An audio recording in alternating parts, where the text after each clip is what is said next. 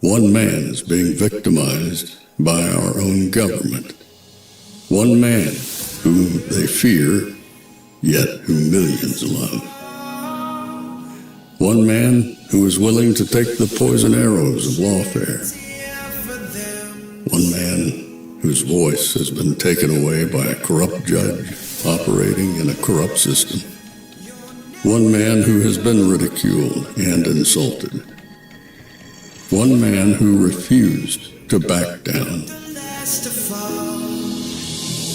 One man who refused to back down.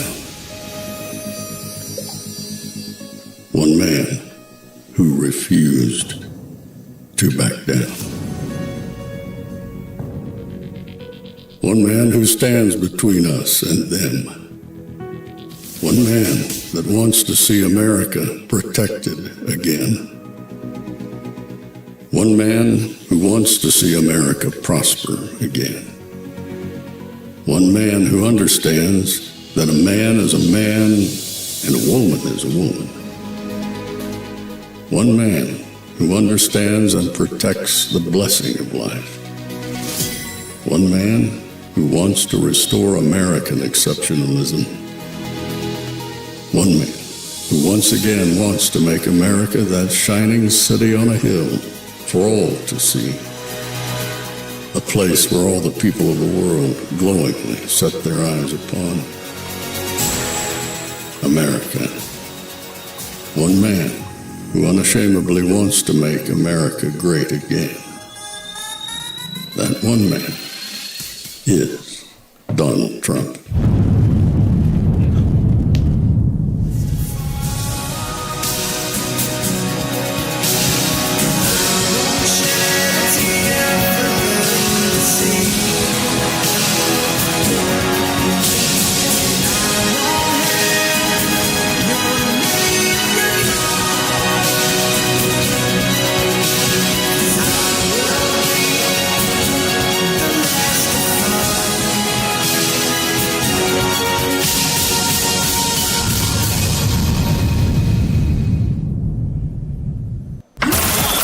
This is Fanfare with Barry Cunningham.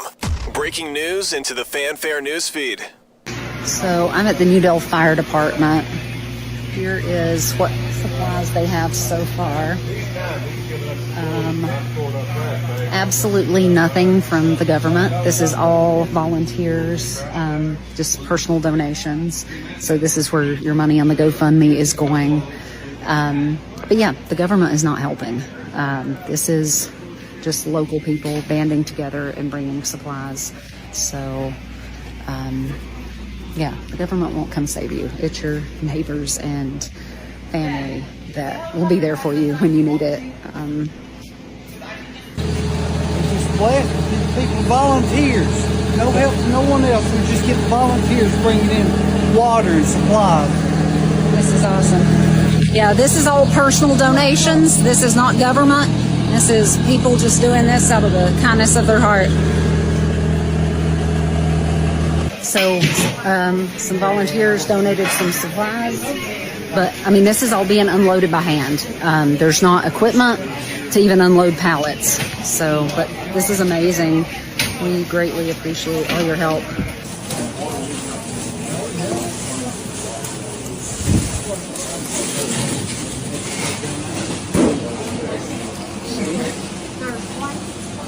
Yeah, here's some supplies that are rolling in. We got some MREs and propane. That is awesome. And water. Water is desperately needed. So Christy saw the video on TikTok, and so she's one of the people that volunteered supplies. And yeah, this is awesome. Thank you so much for sharing. Yeah, just get the word out. We need all we can get. All thanks to social media, we've got a helicopter that just landed with supplies, which is incredible.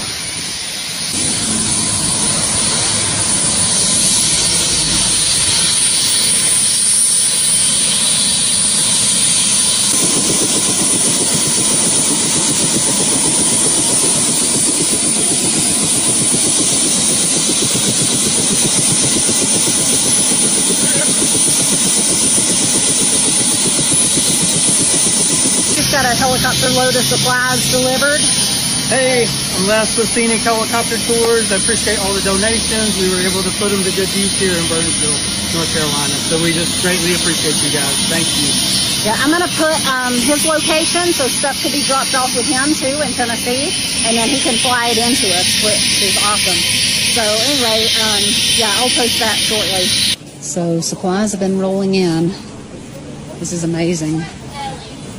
Look at all this. And this is just from y'all sharing on social media. This is amazing.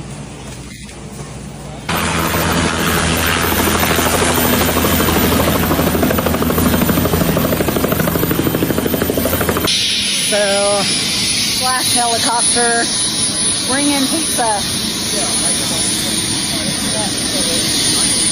And other supplies, but pretty excited about this pizza.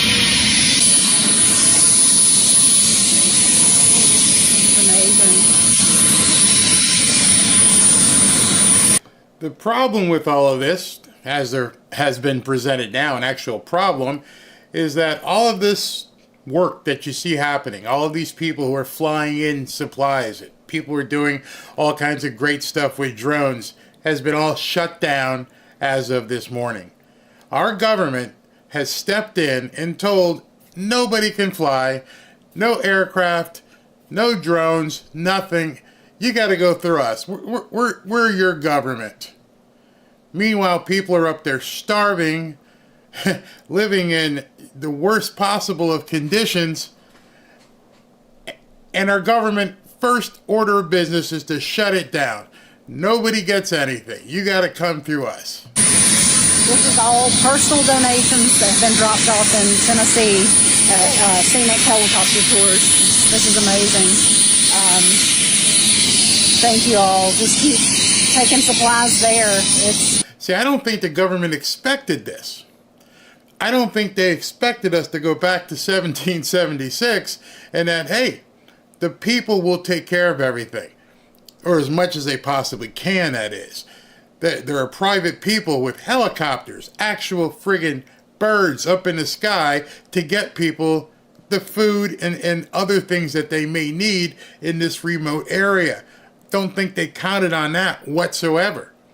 And now that they see people, wait a minute, these people are actually getting help? We can't have that stuff going on. Getting to where it's going to be needed in this community.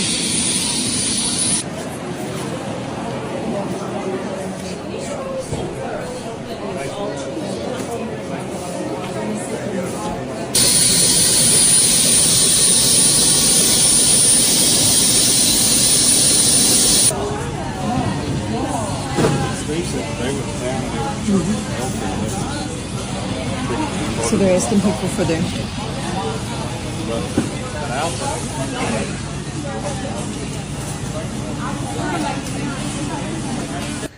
So y'all are incredible. Thanks to sharing on social media, supplies have been rolling in all day. It's amazing. This morning I posted and how few of supplies they had in their warehouse here at the fire department. Still no government assistance, but thanks to y'all just sharing. Supplies have been rolling in all day. Multiple helicopter loads, a tractor and trailer, multiple car loads from individuals. Small trailers full. Like, my mind is just blown. So keep sharing. So I live in Georgia. We were pretty hard hit by the hurricane where I live. It took about 5 days to get power back. Our mayor's done a really good job. But what really upsets me, I actually evacuated to my parents. Thank God I was able to do that. But I've been on the phone with people in rural counties helping them do FEMA applications because not everybody's tech savvy. Not everybody knows how to do that. Well, what they're doing is they're only giving $750 per household.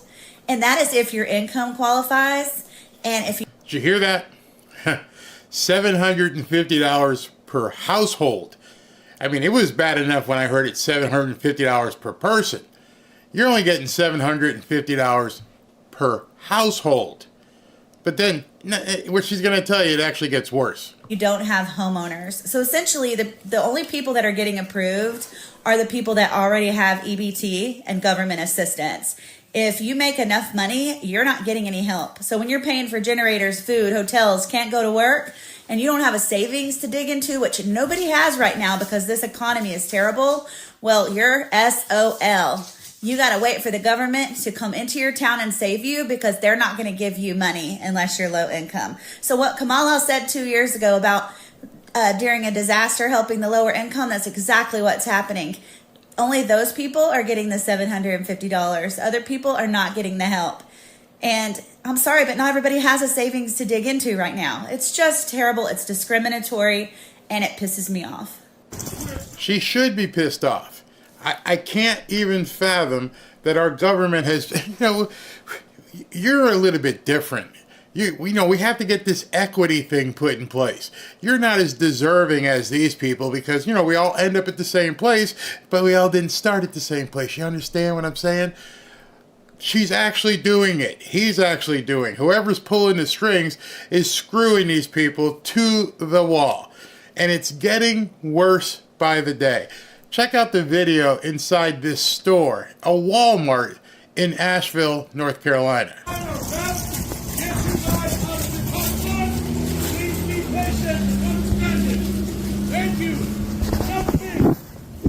Thank you. Anyone here for prescriptions only? Prescriptions only. Well, we didn't make it through the milk. We're Wednesday, October 2nd. It's gone. Can you believe this? We thought this dock strike would affect people, a couple weeks down the road. I guess you didn't figure on a hurricane coming and making sure that people couldn't get deliveries. And so now, who knows when these shelves are going to be restocked. More empty aisles. Unbelievable. I know most of you had heard, I've been saying it for a couple weeks, if you can get to a store, start stocking up. As you're seeing these pictures, I hope your next move, if you haven't as of yet stocked up, that you get to the store and get ready. It's literally the apocalypse.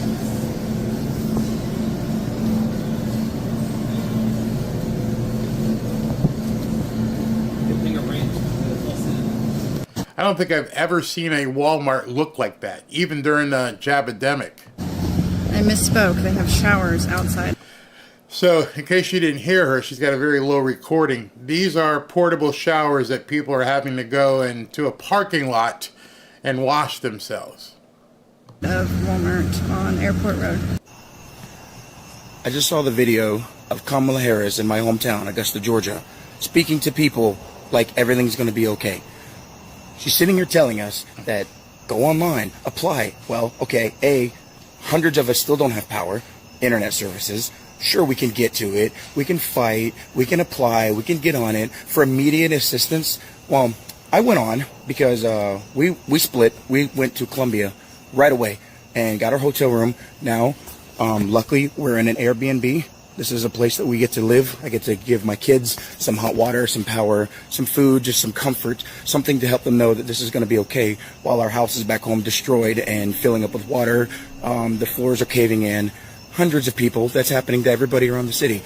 Like I said, we still don't have water, still don't have power. Slowly it's getting restored, and I think all the linemen that are out there working so hard from all the other states, they're the only ones that are actually getting things done, not the freaking government.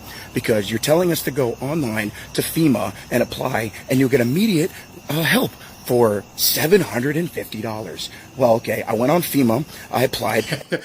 Can you imagine being that obtuse? You just came in on Air Force 2 or Air Force 1 if you flew with Joe, and you land, and, you've got your $10,000-$20,000 necklace on, and you're waltzing off this big plane where you just had a catered lunch, and you walk down to make this speech. and you tell these people who have no power, no water, no food, yeah, we're going to get you $750 per household. Just go to this website and log on. Thank you. We'll talk to you later. And these people are like, website? I just want to let you guys know. I scored an interview tonight with the people at Samaritan's Purse who are actually on the ground throughout Asheville. Can't even do a video because they don't even have internet service to basically log on. So we're doing a telephone interview at 5 o'clock tonight. Then I'll go ahead and show it during our 7 o'clock prayer meeting. They're there. They don't have internet. It's very sparse, and they're not going to stop doing what they have to do just to talk to me.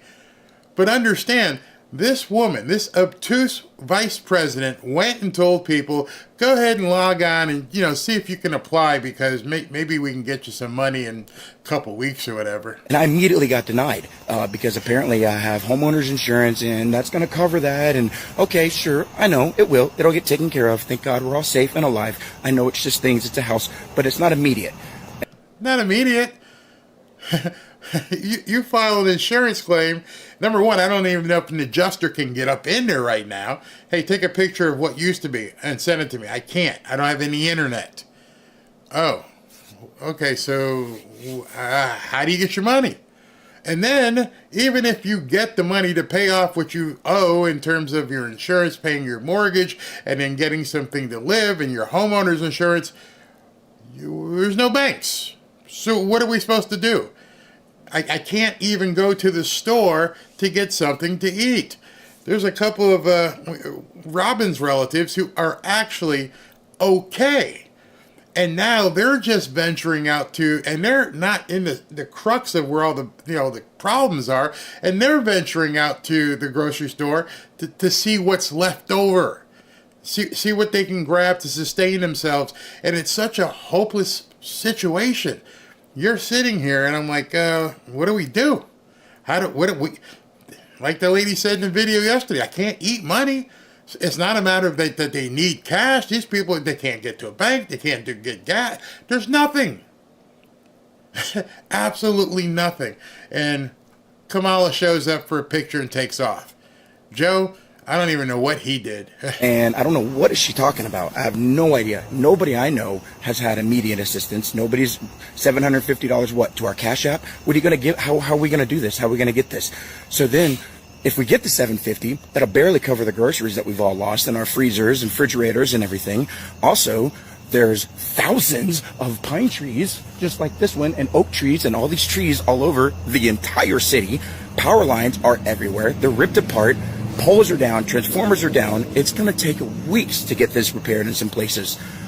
So people are going around. There's tree people that are going around riding through neighborhoods. Hey, you guys need help? Come on. Some of them are trying to get you to sign a contract right there on the spot. No quote, no money down. We're just going to get to work. Okay, so then a lot of times you have to bring in a crane. There's trees on all these houses. So now we have to get a crane to pick up the tree. Okay, the crane rents $3,500. Awesome. And then the groundwork is, I was told, $150 per hour, $185 per hour, just until the work's done. And you just have to trust us that it's going to get done, and you have to pay out of pocket, and then your insurance will cover it, and they'll cut you a check. And so $750, man, that's going to that'll definitely take care of it.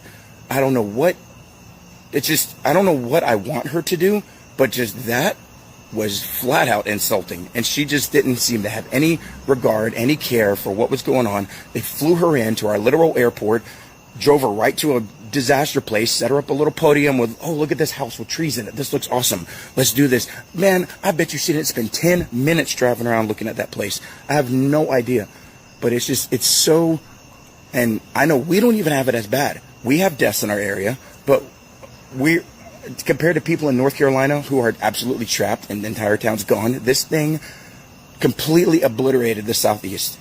And I don't know what to even do to fix it. I don't have answers. I don't know. But I know that her coming on and saying immediate help, $750 is going to be given to those immediate. What the hell is that?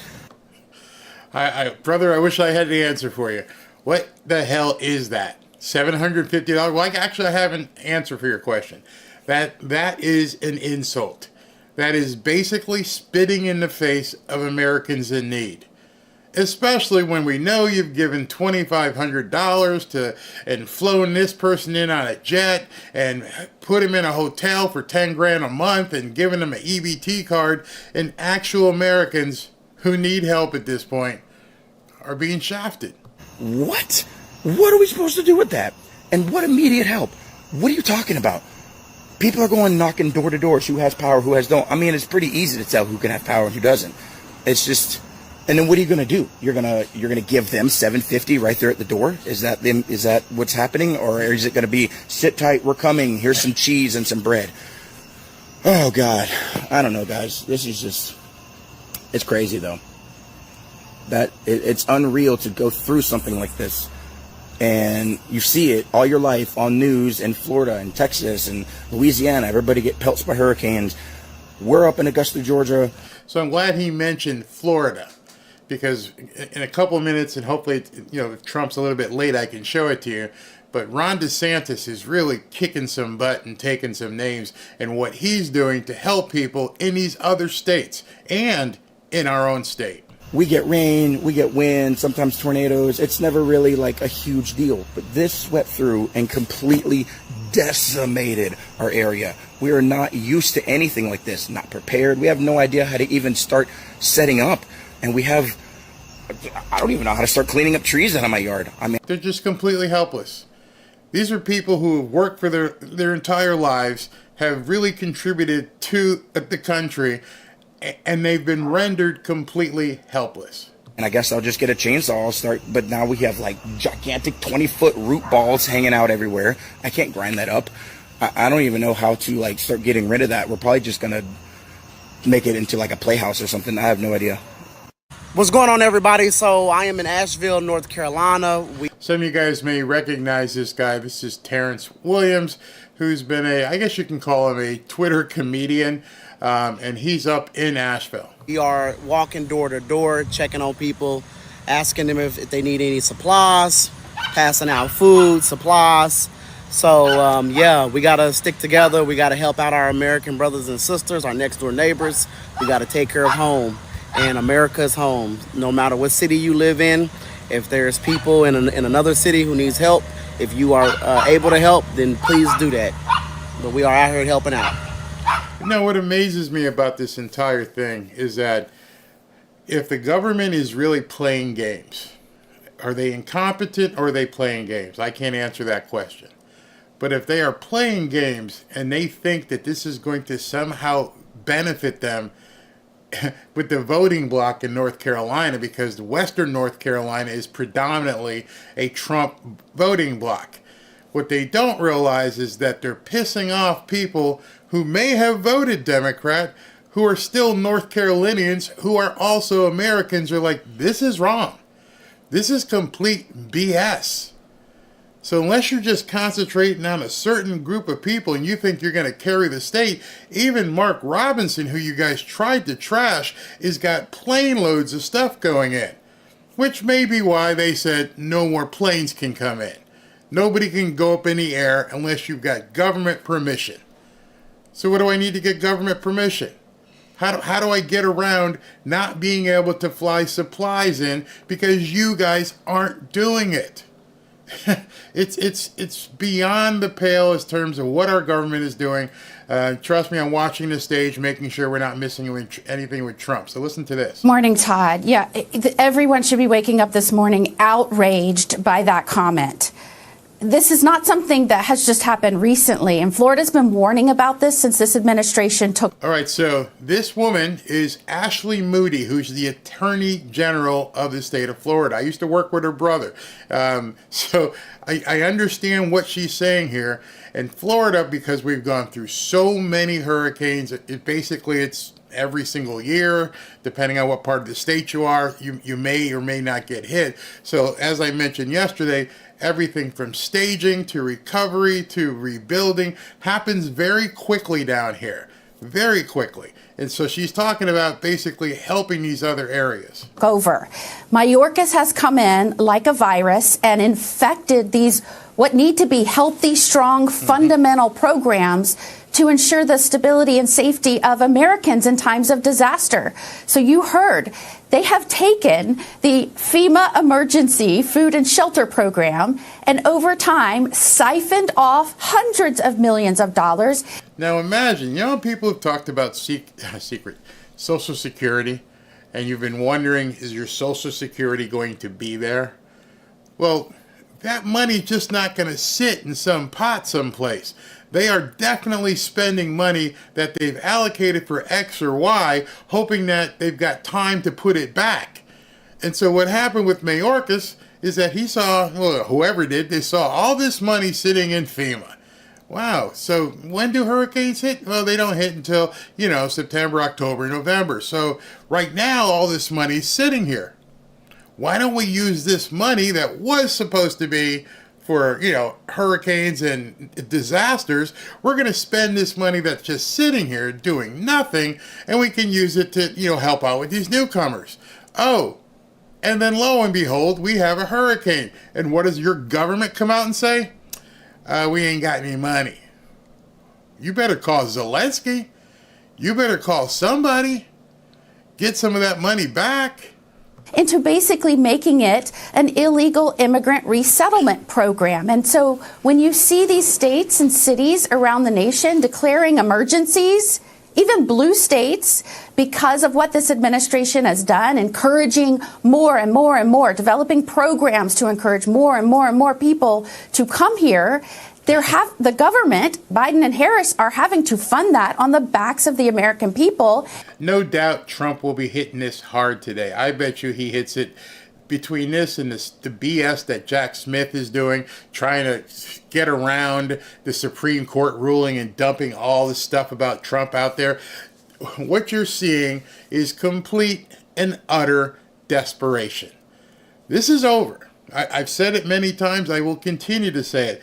This election is already over. It's done.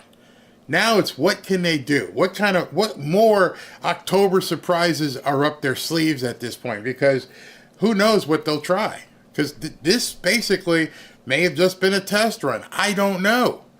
But what we do know is that when you have a catastrophe of this level that is backed up by a catastrophe of government, there's no possible way people are going to put that back in office. And now, right now, in Florida, North Carolina, Tennessee, Georgia, all of these states are hurting because of this truly natural disaster, not a Biden-Harris-made disaster. They're saying we need more money. And of course they need more money because they've been laundering it from the true intended purpose of this fund that Congress set forth. They took your money. They took the money from your taxes, from everywhere they could get, and they spent it on flooding the country with all these newcomers. All the corporations that went along with it, they flooded the zone. Never expecting they were going to fall short at this point. Where's Bill Gates now? Why isn't Bill Gates stroking a huge billion-dollar check? Trump walks out there and strokes a check for $25 million.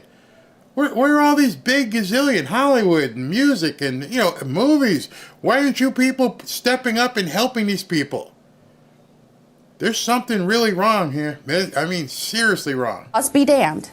There's two things going on here. We just touched upon the main thing, this horrific prioritization of migrants over American taxpayers. But there's also something else here. What does this say about the Biden-Harris administration's ability to just lead if they underfunded FEMA this much? And no, they didn't underfund FEMA. That's where he's wrong.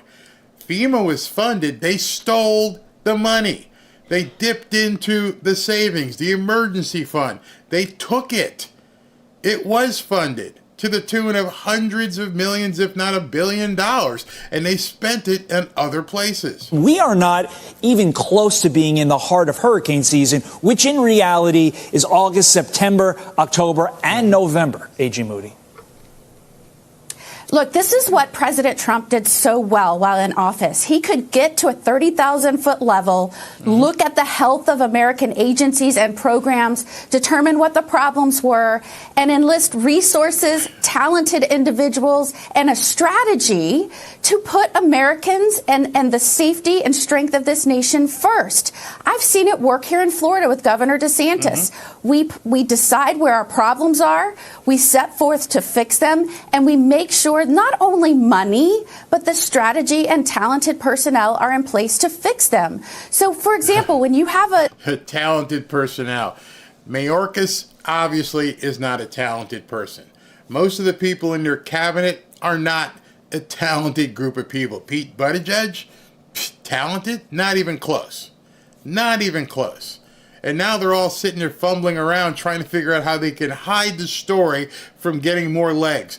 Unfortunately for them, it's an election year, and you've got some guy named Donald Trump who's got a huge megaphone, along with a bunch of us little megaphones that are saying, you're not getting away with this. We're going to push this as far as it needs to go. Every American needs to see how your government sold you out. A disaster like this, and you know when there's no electricity, instability, when there's people needing just the basics of life because of a disaster. I was with officers the other night, and we surged our resources in vulnerable areas to looting. We made sure officers knew what to look for when it was in complete darkness. Right. They knew what to charge. We make sure our state attorneys know to hold these people so they don't get back out and start ravaging these communities again. It takes proactive efforts, and you just do not see this out of this administration.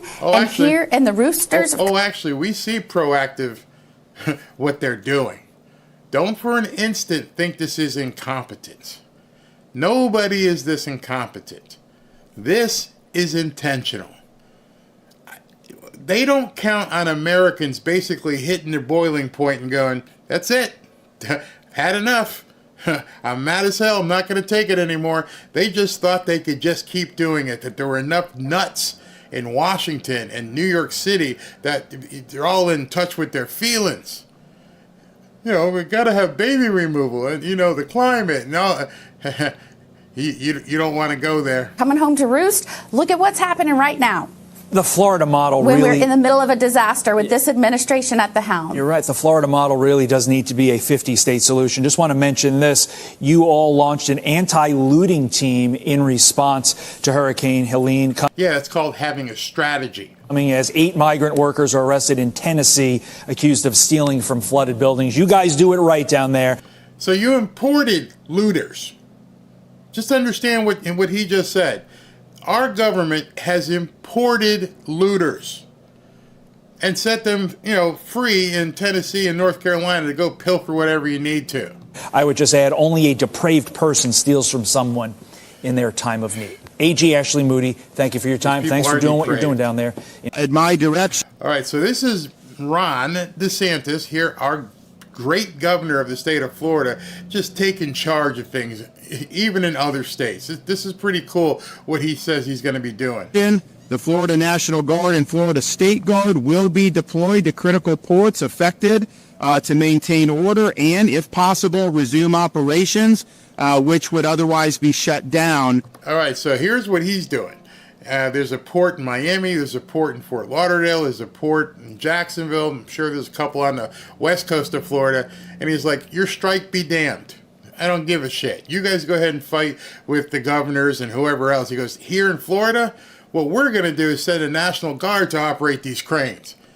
Where'd they get crane operators in the National Guard? Oh, okay, they must have planned on it. And so you don't have to worry about scabs breaking the picket line. We're sending in the Army to run this stuff. You wonder why we live in Florida? This is one of the reasons why we live down here. This guy takes no crap.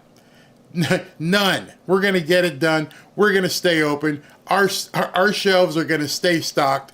Everybody's going to stay safe. You got a sheriff on the West Coast says, if you got to go pew-pew, make sure you go poo-poo hard. Pew-pew. Don't take any prisoners. If you see a newcomer trying to do something, you have my permission to take them out. He has said that on video over and over and over. You want to go look at it? Go look up Sheriff Grady. don't mess around down here. And now we've got a governor who's willing to stand up for people as well, even people across the country. During this interruption, Florida Department of Transportation is coordinating calls with seaport rail and trucking partners to ensure that all are prepared and positioned appropriately to limit disruptions to the supply chain in other areas should this continue. I'm also directing Florida Department of Transportation to temporarily waive the collection of tolls and other fees for commercial vehicles using public highways in Florida and waiving the size and weight restrictions normally governing vehicle transportation for the duration of this emergency. This will help expedite the movement of goods that have been impacted from seaports to intermodal logistics centers, distribution centers, and delivery points, and very well may help offset additional costs incurred by operation during this period. Finally, I'm directing the Florida Highway Patrol to manage the flow of traffic from all Florida seaports and adjacent roads and highways as needed to further expedite the how it's done. This is how it's done. Flow of goods that are currently being held up. This will include the provision of law enforcement escorts for commercial motor vehicles by FHP officers upon request. And I would say that this is something that would have significant impacts. Trump is walking out to the music, so we'll be cutting to him very shortly. On the nation's economy anyways, but to have this happen in a way that could negatively impact people that are reeling from a Category 4 hurricane, that is just simply unacceptable. So it really is incumbent upon the Biden-Harris administration to do everything in their power to ensure that these goods are where we need to be, that people are not left hanging out in the cold waiting for these goods if they're sitting in the ocean somewhere and they're not being able to be used here in the state of Florida. Roy Cooper from North Carolina, you should be ashamed of yourself. Completely ashamed of yourself. Or in Georgia or North Carolina, or where people are going to desperately need this. We need to accelerate. We have no time for delays. Biden-Harris has a responsibility to stand up for the storm victims, stand up for the people who've had their homes damaged or who've lost their homes, and make sure they have what they need to get back on their feet. That's how it works. That's a governor who wants to take care of some business. That's exactly what needs to be happening. Trump is making his way to the stage. Actually, he's right near the stage right now. As soon as the music stops, we'll get over there.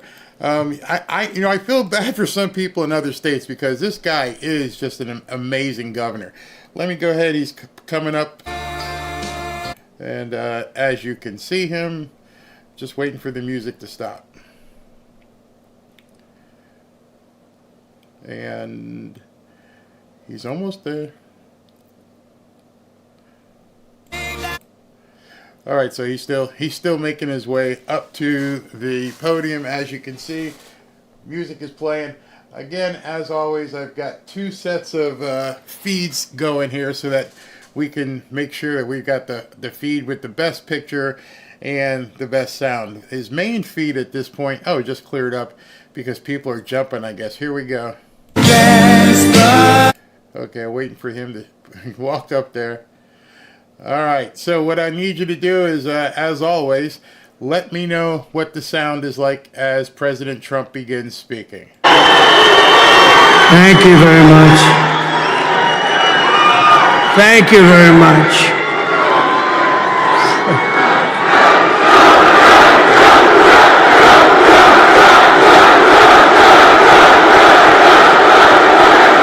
Thank you very much. Hello, Michigan. I love to be in Michigan. We're going to bring so many car manufacturing plants we're going to bring, but I see a lot of farmers outside today. And there's never been anybody better to the farmer than Trump, that I can tell you, but let's not play the sound game. If it's too loud, turn it down on your device, please. American patriots, which is exactly what you are. Early mail-in voting is underway now in Michigan, so if you want, go out and get that ballot, return it as soon as possible. And if not, get a ballot, just go and vote. You got to vote. We got to win this election. Our country is being destroyed by these lunatics. And while you're at it, get as many other Trump supporters as you can, and they'll do the same. 33 days from now, we are going to win the state of Michigan. We are going to defeat Lion Kamala Harris, one of the worst candidates ever. We've never had a candidate like that. And how about the vice president? That's going to be president someday? I don't think so. I don't think so. Did you see the debate? I don't think that's going to be president. He called himself knucklehead. We don't want a knucklehead as a president. And we're going to make America great again.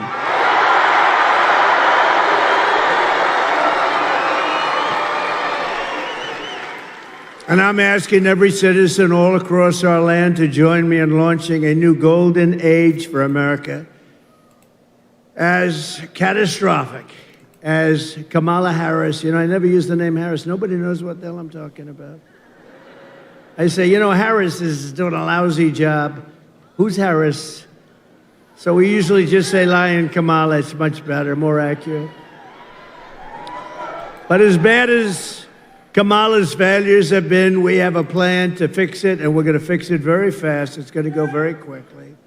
Can you imagine what she's doing to our country on the borders, though? Can you imagine? With everything else is bad.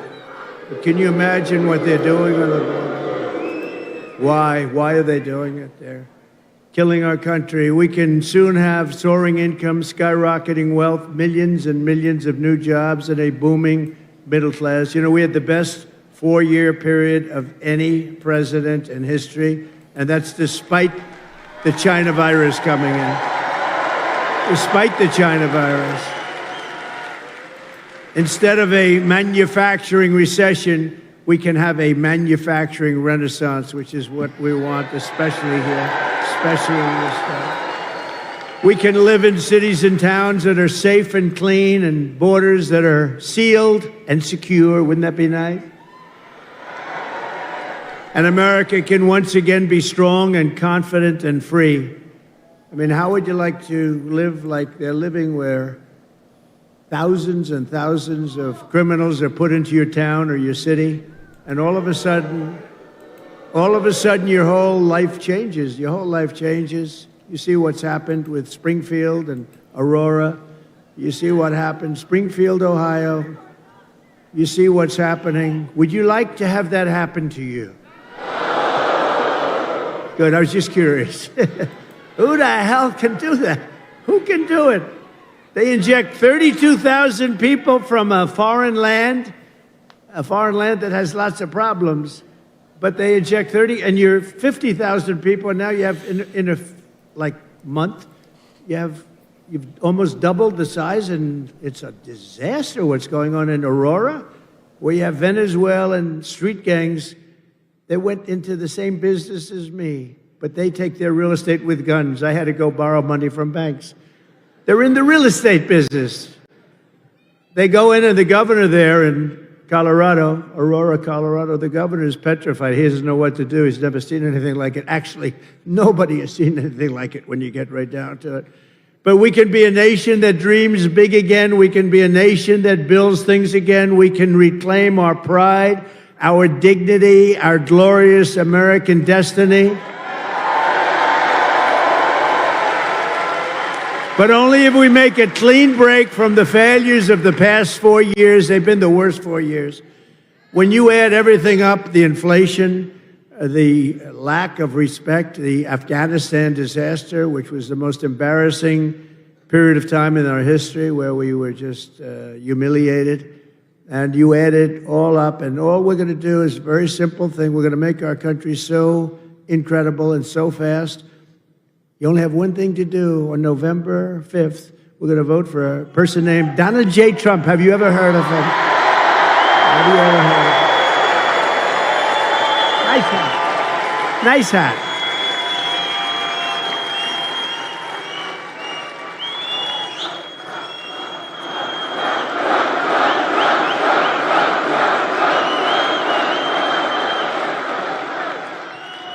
But if Lion Kamala gets in, if she gets, can you imagine another 4 years like we've lived the last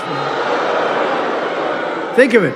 People are dying in North Carolina. They're dying all over those 5, 6 states. They're dying, and they're getting no help from our federal government because they have no money, because their money's been spent on people that should not be in our country. If Lion Kamala gets 4 more years instead of a golden age, America will instead be plunged into a dark age. Your family finances will be permanently destroyed. Your borders will be gone forever. They already are when you think of it, right? We don't have any borders. You're a border state now. You know that. Welcome. Congratulations. Tens of millions more illegal aliens will invade our cities and towns. Medicare and Social Security will buckle and collapse from the weight of all of these people becoming proud members of our Social Security system. Isn't that nice? Remember, for 4 years I took care of it. I didn't raise the age 5 years. You know what that means? That means, darling, I thought I was going to have Social Security. I thought I was going to retire a little early. But they've raised the age by 5 or 6 or 7 years. That's what they're going to do to you. I won't, because I would have done it already if I was going to do it. But they're going to do it. They're going to do it. And they're really destroying the whole system. And the world will be thrown into chaos and conflict like never before, although we're pretty close to that right now. And we're also very close to a third world war. And we have incompetent people running our country. We don't want to have them. Did you see where Biden said today when they asked what about Israel, what are they doing? And he said, well, I don't know. He didn't even know where the hell he was. You know, it's all these politicians now. I think I was the only one that ever went to the planes and the helicopters and talked, right? Now they all sort of stop and they talk, but he doesn't do a good job of it. He talks but he said, well, they'll have to do, I don't want them to do anything, Israel. But as long as they don't destroy the nuclear weapons on the other side. I said, did he say that? No, isn't it supposed to be the opposite, Judge? We got some of the biggest judges in the country right here. But isn't it supposed to be the opposite? No, as long as you do destroy the nuclear weapons, right? He said, he's the worst foreign policy president in history. And everybody knew that from the beginning. No, he said, as long as they don't destroy the nuclear. And I'm still trying to figure that one out. Nobody can figure it out. He can't figure it out either, come to think. If you want to avoid this miserable fate for America, Michigan and the entire Midwest will have to go out and we have to be too big to rig. You know that. Too big to rig. Turn out and vote in record numbers. Too big to rig. You know, last election, we did great in 2016. A lot of people don't know. We did much better in 2020.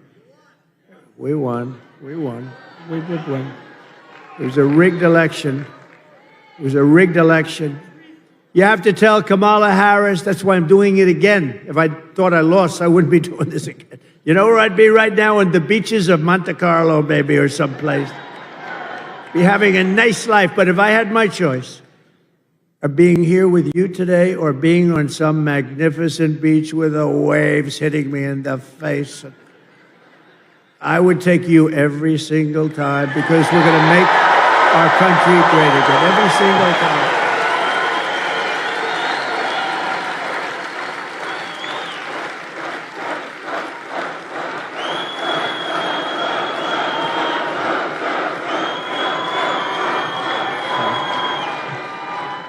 It's a very energetic crowd.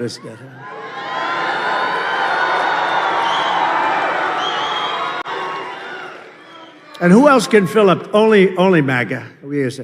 But whoever fills big places like this at 3 o'clock in the afternoon? We're going to be meeting.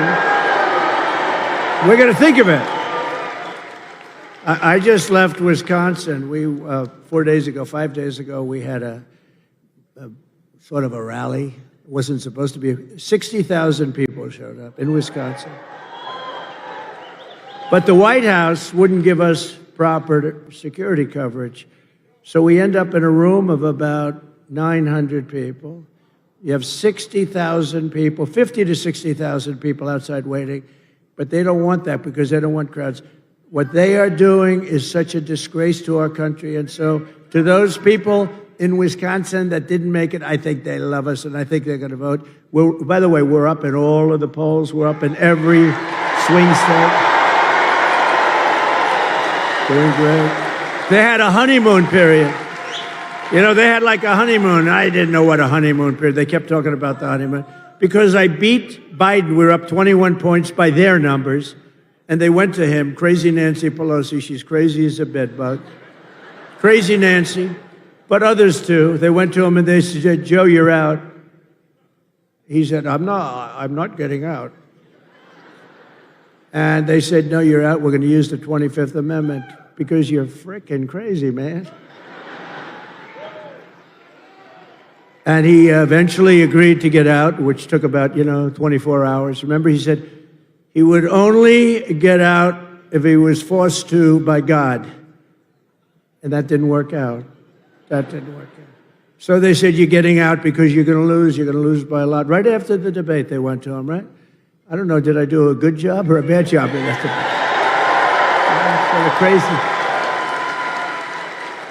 crazy. They said, you should have taken it a little bit easy, but all of a sudden we start hearing rumors, right, that he's getting out. And then we heard they, have the standard list of people, Democrats, and Gavin Newsom and lots of people. He destroyed California. She destroyed California, by the way. She destroyed the greatest city in our country 20 years ago, San Francisco. And then she became AG. She destroyed the state of California along with Newsom. But she had every bit, did you ever hear of him? Gavin Newsom. He's a terrible governor, done a lousy job. And you have such advantages. You do have great weather, you have the beautiful ocean, you have everything, but you still need somebody that knows what they're doing. And she destroyed, think of it, she destroyed San Francisco when she was the DA. The crime started to be rampant. It was the best city, the best. And then she destroyed California, and now she wants to destroy the United States of America. We're not going to let her do it. So you have to tell Lion Kamala that we've had enough, Kamala. We can't take you anymore. We're not going to stand for it anymore. Kamala, you're fired. Get out. You're fired. You're fired. Get the hell out of here. Right? Starting on day one of my new administration, we will end inflation and we will make America affordable again. It's not affordable. They killed you. They killed you with their spending, a combination of spending and their stupid energy policies. They said, we're going to get away from the Trump energy policies. We were energy independent. Your numbers were the lowest they were in 30 years. We're going to get lower numbers. By the way, we are going to, from January 20th, that's the day you take office, 1 year from January 20th, your energy bills will be 1/2 what they are right now. 50%, 50. They'll be 1/2 because we're sitting on more liquid gold than any other country in the world, including Saudi Arabia and including Russia. We have more liquid gold right under our feet, and we don't use it. We go to Venezuela to get their tar, and then we clean it up. You know where? We go to a very good, I just left there actually. We go to Houston, Texas, where they're the only plant that will clean their tar. It's tar. Instead of using our stuff, which is pure as there is. And it's so crazy what we're doing in this country. It's just crazy. But we have more liquid gold. I did a thing called ANWR. That's in Alaska. You know about it a little bit. Reagan tried to get it. Everybody tried to get it. They couldn't do it. I got it. In their first week, they terminated it. It's larger, perhaps as big as, but maybe larger than Saudi Arabia. Think of that. We would have supplied the entire Asian continent. We would have supplied Asia. We would have supplied everybody, but we'll have it redone very quickly because they didn't kill it like they wanted to, because they didn't kill it in Congress. I actually got it approved in Congress as part of the biggest tax cuts in history for this country. I got that approved in Congress. We got ANWR. So they didn't kill it in Congress, and I don't think they ever could. So we'll get it back very quickly. It's going to be back very fast. But think of that. The biggest site probably anywhere in the world, you never know exactly, but pretty much anywhere in the world, in Alaska, And it would have been great for Alaska, but it would have also been great for, so big would have been great for our country, but we'll have it approved very quickly. But they ended it in the first week, but they approved the Russian pipeline. I had that disapproved. I said, you're not going to build, when they say I was nice to Russia, I terminated their pipeline. I mean, it's the biggest thing they've ever done. They had a pipeline going to Germany and all over Europe. I said, nope, you're not going to build it. You're not going to build it. Vladimir, I'm sorry, Vladimir, you're not building it, Vladimir. No. Because it didn't make sense. We're defending them with NATO, right? So we're defending them, all the countries over in Europe. They're not paying their bills. They're delinquent. They're delinquent. They're not paying their bills. But we're defending them with NATO, and yet they're paying billions of dollars to the people that we're defending, for the country that we're defending them against, Russia. So we defend them, and I said, Angela, I met with Angela Merkel. I said, Angela, this doesn't make sense. We're defending you from Russia, but you're paying Russia billions of dollars a month. Somehow that's not working for me, Angela. And I terminated their pipeline right in the middle of that construction. You think Putin was happy? I don't think so. You think Biden would have done that? When Biden came in, one of his first acts was to unterminate. It was to let him build their pipeline. That wasn't a good, and by the way, if he didn't, you wouldn't have had the war in Ukraine. You wouldn't have had it anyway if I was president. If I was president, you wouldn't have had that. You wouldn't have had October 7th with Israel. Iran, as you know, was broke. They had no money for Hamas. They had no money for Hezbollah. They had no money for anything. They would have made a deal, and they would have been happy. They would have made a deal. And now look at what's happening over there. The whole world is blowing up. And the biggest threat we have is World War III, and we have incompetent people, and she's more incompetent than Biden. And remember, that was a coup. That was a coup of an American president. They took his presidency, they said, you get the hell out, and he walks around shaking hands with people. He still doesn't know what the hell happened. And then he goes to the beach. He goes to the beach all the time. Somebody told him he looks great in a bathing suit. Typically, an 82-year-old man doesn't look great in a bathing suit. There may be a couple, but I'm not sure I've ever seen it. But he has an ability that I wish I had. He's able to fall asleep stone cold out in front of the media. They're taking pictures. Who the hell wants to sleep in front of the media? I wish I had the ability to sleep like that. I wear it. It's true. No, he falls asleep. Think of it. He's laying down on the beach. He has those chairs. They're meant for old people and children to lift. They weigh about like 6 ounces, right? They're aluminum, like 6 ounces. And he has a hard time moving them. They have to bring kids over to move them.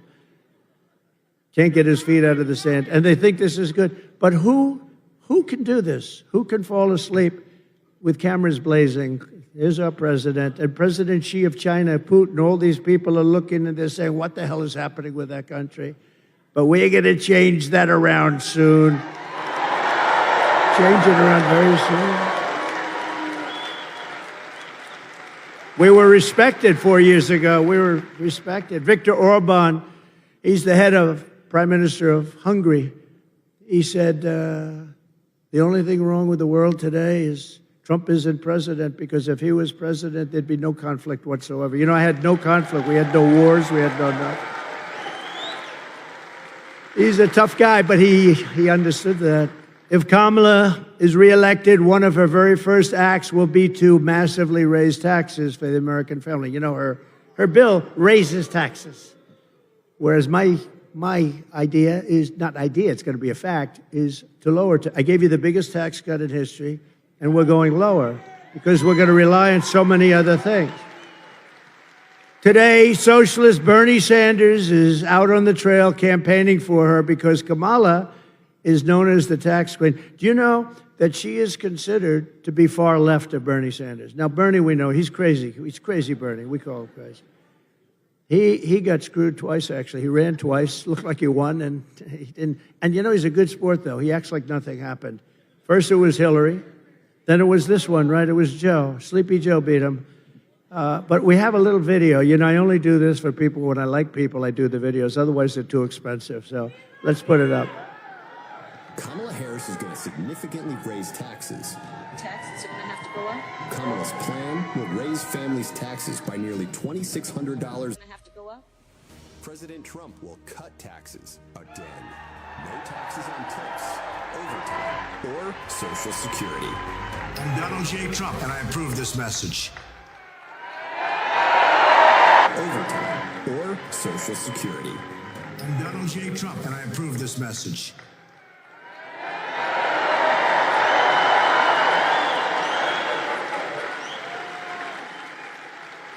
Now she wants to raise taxes. And she's going to raise it very substantially. You know why? To pay for the Green New scam.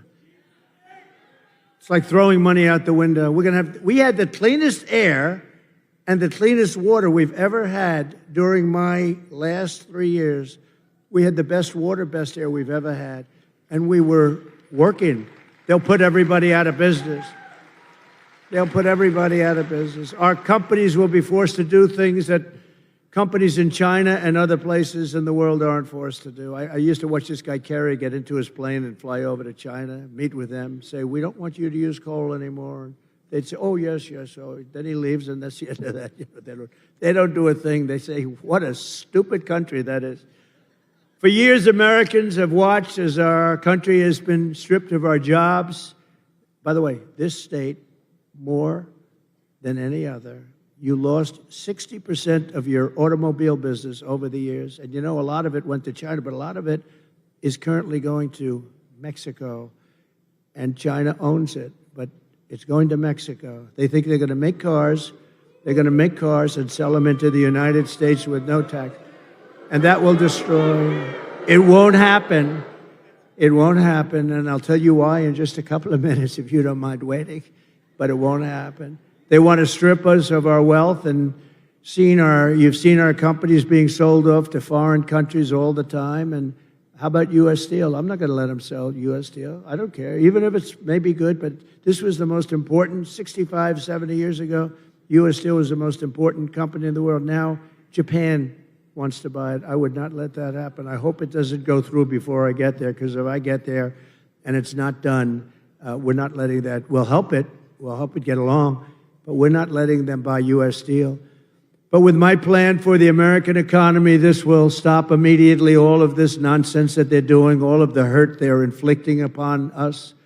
And we will begin to take other countries' jobs and factories, bring in businesses and trillions of dollars back to the United States of America.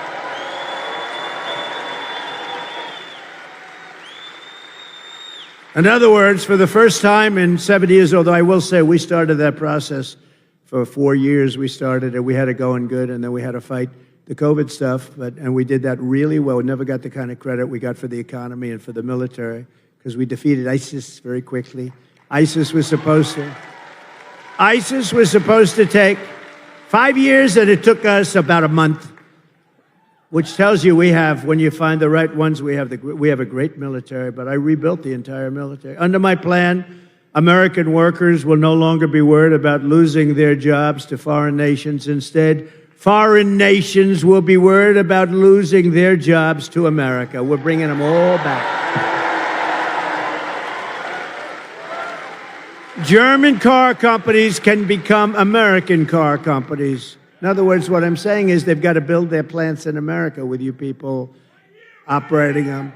We can beat China in electronic production. We will, too, using a very similar form, actually a better formula than they have. Manufacturers that have left us will come sprinting back to our shores. Here's the deal that I will be offering to companies and manufacturers all around the planet. We're going to be going after their companies for the first time ever.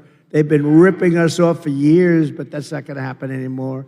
The United States will give you the lowest taxes, the lowest energy costs, the lowest regulatory burdens, and free access to the best and biggest market on the planet Earth, but only if they make their products here in America and hire American workers. That's the whole deal. And if these companies don't take the deal, if they say no, then they're going to have to pay tariffs to come into our country. They're going to have to pay tariffs. And they want to come into our country, they're going to have to pay. And they're not going to send their products made in another country to us, and we have to eat their products. They're produced by other labor, and their labor, we're not going to take it. We will use the hundreds of billions of dollars in tariffs to benefit the American citizens. We're not going to let happen what's happened for so many years. The new American industrialism that we create, and it's going to be something, the industry will be beyond anything you've ever seen in this country, will create millions and millions of new jobs, massively raise wages for American workers, and make the United States a manufacturing powerhouse once again. So what we're doing, so we're lowering the tax rate for the middle class, for everybody. But we're bringing the small business tax and the business tax down. I got it from 39% to 21%, got it approved by Congress. Everyone said that was impossible to do. Got it approved by Congress. Nobody thought it was possible. Now I'm bringing it from 21 all the way down to 15. So we'll now have the most, at 21, we were highly competitive. At 15, we're one of the most competitive because we want to bring companies to this country, right? She wants to raise the tax for everybody so they all leave and there go your jobs. Think of it. By contrast, Kamala, known as the taxing queen back in San Francisco, is demanding a 33% tax hike on all domestic production. In addition, she wants the largest capital gains tax in the history of our country, and maybe the history of the world.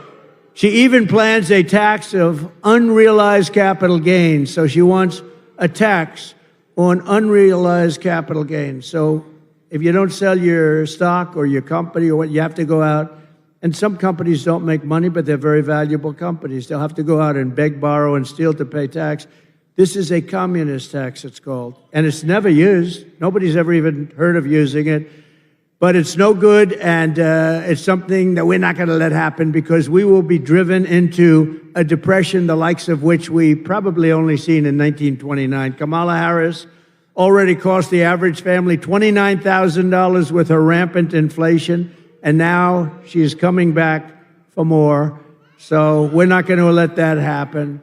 Her plan would raise taxes by $4.1 trillion, hiking the typical family's taxes by, congratulations, $2,600 a year, reducing GDP because people won't do business here.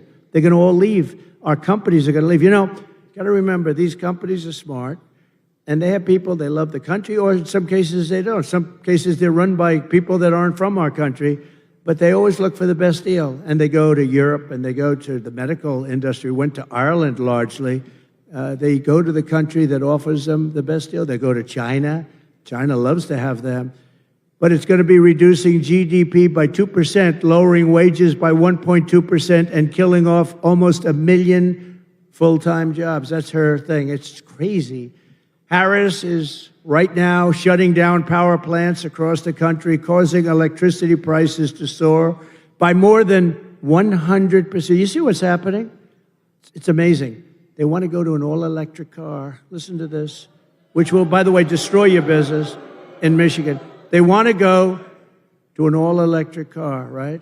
But in California, where they're going all-electric, they have blackouts every week and brownouts because they don't have enough electricity. So they have to figure that one out. But it's driving us into a third world status by attacking the entire fossil fuel industry, which is, unfortunately, that's the industry. If you want to fire up your big plants, you're not going to do it through wind. The wind isn't blowing, darling. Let's turn on the television. Let's try it anyway. I want to see President Trump make a speech tonight. No, darling, the wind isn't blowing. We have no juice in the house. We have no juice.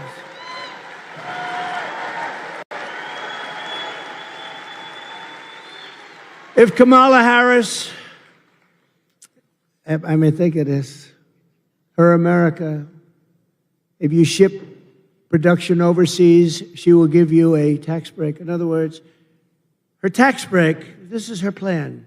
It's a plan for stupid people. Her tax break is that you'll get a tax break if you ship your product overseas. No, it's supposed to be the opposite. With her tie-breaking vote on what I call the Inflation Creation Act, it's supposed to call the Inflation Reduction Act, remember? And they admitted it was a scam. It's not a name because it had nothing to do with inflation except raising it. It was really a way of getting money for the Green New Scam. So they actually admitted the Inflation Reduction Act was a scam, but I call it the Inflation Creation Act. I actually like the way that sounds pretty good. She is going to create tremendous inflation. She's sending billions of dollars to Chinese battery factories, Chinese solar factories, and Chinese electronics factories. And we don't have to send anything. All we have to do is make it expensive for them to send their product into the United States, and they will end up building, or somebody else will, those plants in the United States. In other words, tariffs to me are the most beautiful word. Other than my chart, I love that chart. Other than my chart, it's one of the most beautiful things I've ever seen. It's going to make our country rich. Unfortunately, we have a lot of stupid politicians in Washington. They don't like it. It's actually they're learning, though. They're figuring it out. It'll make our country rich again. Our country right now owes $36 trillion. It's going to make us very rich very fast, and the rest of the world will be living with it, and they'll be fine, and we'll help people out, too. But it's time that we took care of ourselves. It's time we put America first, right?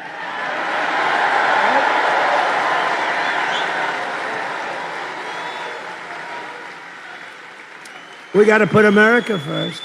And it's no wonder that under Kamala Harris, we lost 25,000 manufacturing jobs in August. You know that, right? That was the last reporting period. We lost 24,000 jobs. Manufacturing jobs, good jobs. But this horrific nightmare for American workers ends the day I take the oath of office. It ends.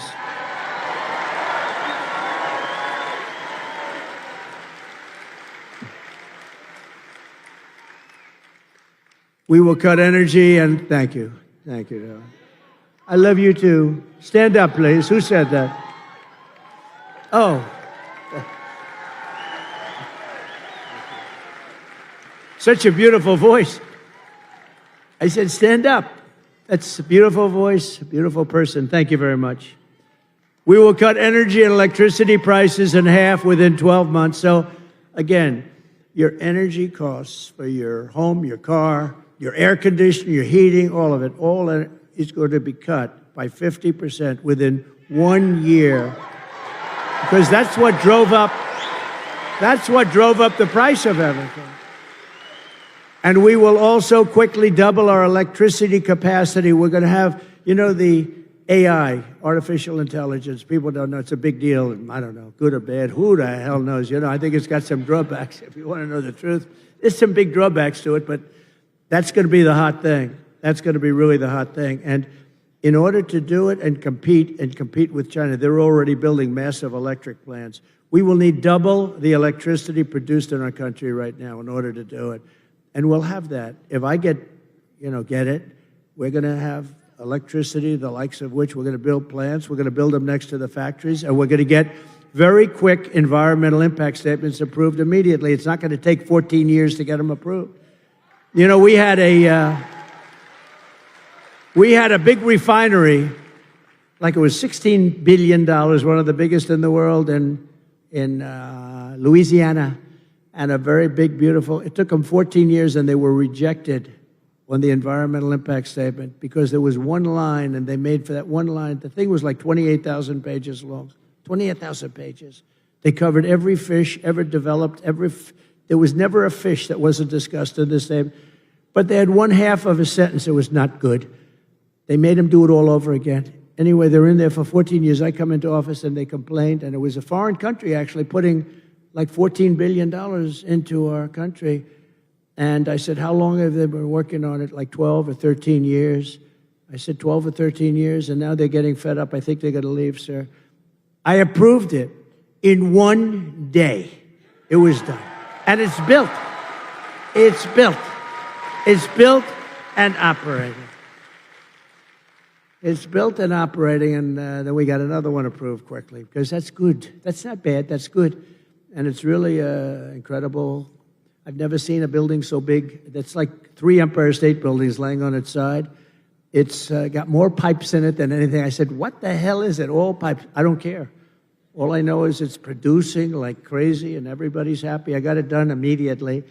With the lowest energy prices on earth, we will attract energy-hungry industries from all over the planet and millions of blue-collar jobs.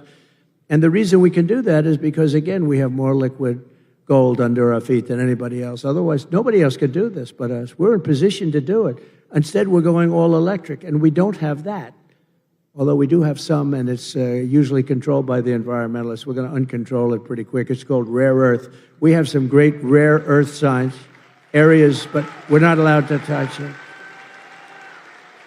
Because if we touch it, the world will come to an end, they say. If we dig a little bit like China does and like other countries, we have some great rare earth. You know what rare earth is? To make different things, including chips and batteries and things. We have some incredible sites, but they're all taken totally off the market because some guy sitting there with very thick glasses looks at it and says, that's an environmental site. And now we can't develop trillions of dollars worth of value, so we're going to be unfreezing a lot of stuff that's been sitting there for millions of years. And it'll be there long after we're gone. We will set up special zones on federal land with ultra-low taxes and regulations for American producers, and entice the relocation of entire industries from other countries into ours. So think of it. We have low energy, we have low regulation, and we have low taxes. Nobody could do that but us, but we have to do it, and we'll do it quickly. I have pledged to remove the 10 old, and think of this, 10 old and burdensome regulations for every new regulation. So if we put a new regulation in the book, which is not going to happen often, we have to reduce 10. And nobody cut regulations as much. Nobody cuts regulations as much as I did, as you remember. And nobody cut them even close to what I did in the first term. 4 years. In 4 years, I cut regulations more than any other president in the history of our country by far. And that's why you had the best job numbers in the history of our country. You had them because companies were building, they were building so much they didn't even need what they were building, all right? That was a problem too. But they were building like they'd never built before. We had the best job numbers ever. African American, Hispanic American, women, men, people with no high school degree, people with degrees from the highest, best colleges in the world. And speaking of great colleges and smart people, how good did J.D. Vance do the other night?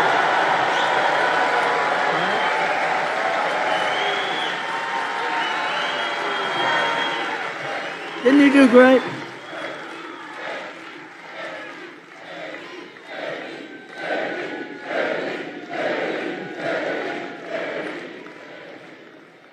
I drafted the best athlete. You know, Vince Lombardi, you say, go for the best athlete. But I had 12 people that would have been fantastic. But J.D. did a fantastic job at the debate.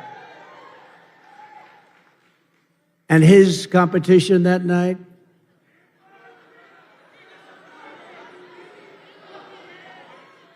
he cannot be president. He cannot be president of the United States. If you want your incomes to plummet, your net worth to collapse, your tax bills to soar, your jobs to disappear, then vote for Lion Kamala to be the tax queen, to be your president. Because if you want to do all those things where your country goes to hell, where your country ends up in a 1929-style depression, then vote for Kamala.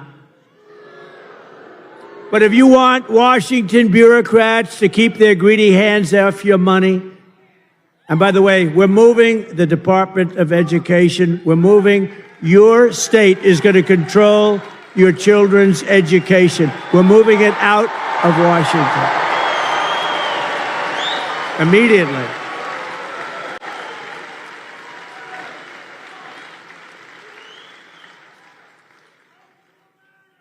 And, you know, we were going to do that, but then we got the COVID thing came in, the gift from China. The China virus came in, and we had to hold up. But we're going to be moving. Because think of it.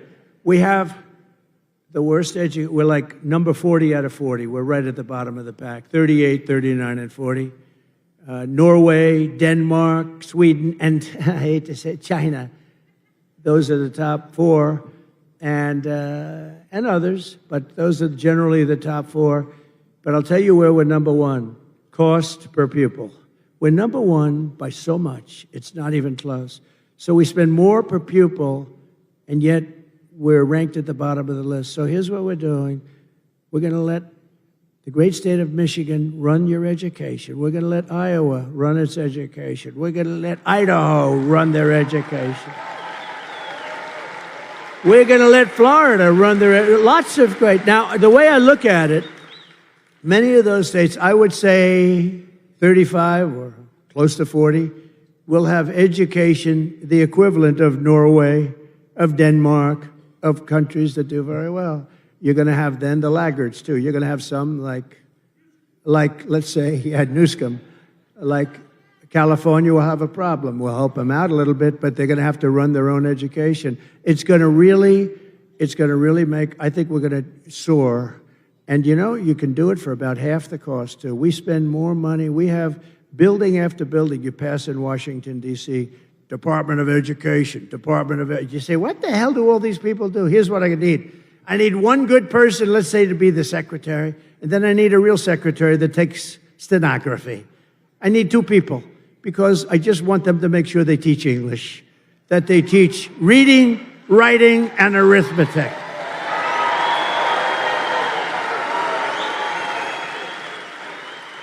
And we're going to do that very fast. We're going to do that very fast, and it's going to be great. But to do that, you have to vote for Trump, and you have to do it fast. You have to do it very quickly. And you know, while I'm on the subject of smart people, I want to thank Elon Musk. He endorsed me, but more importantly, he endorsed me strongly. He said, you better vote for Trump if you want to save your country. And he's a smart cookie, but he did something else. I was in Georgia the other day, and after the floods, and they were having tremendous problems, in particular in North Carolina. You can't even get in. They were wiped out. They had no communication whatsoever. And they said, do you know somebody named Elon Musk? I said, I happen to know him. He just endorsed me. They said, is there any way he does a product, Starlink? Did anyone ever hear of Starlink? And it's another one of his genius products. It is genius too, actually.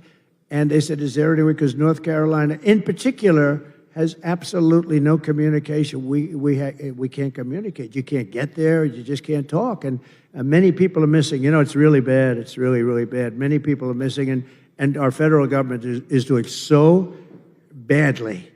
So I said, Elon, can you do us a favor? Can you take care of it? He had, within 45 minutes, planes and helicopters loaded up with this equipment, and they were having perfect communication within less than 24 hours. It was unbelievable.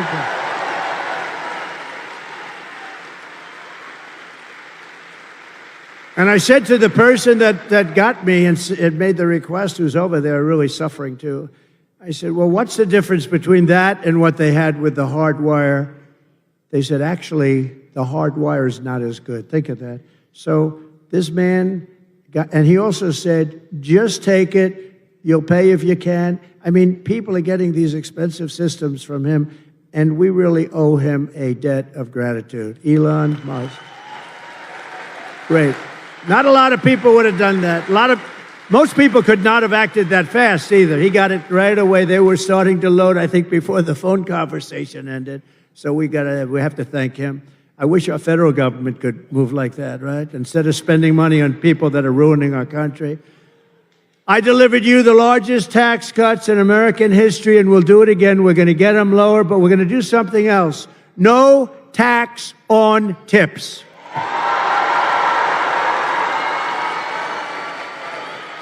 No tax on overtime. And no tax on Social Security for our great seniors. Right?